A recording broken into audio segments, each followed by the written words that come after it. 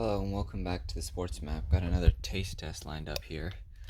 Got the Mountain Dew Purple Thunder, which looks like a mix of blackberry and plum, which is an interesting combo.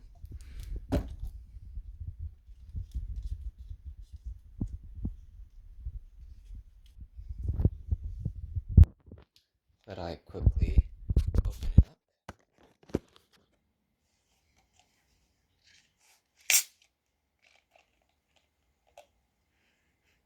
Smells good.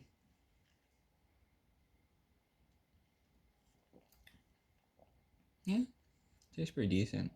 It's more like more grape, I would say, than really just blackberry or plum. Not very standing out. I mean, like a grape soda, I guess.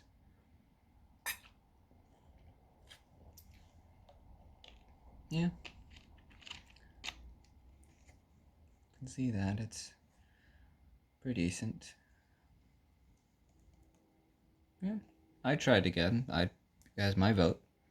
But thank you for watching. Make sure to like, subscribe, comment down below, and share. Help get this video up to 200 likes. I will see you soon. Thank you again for watching.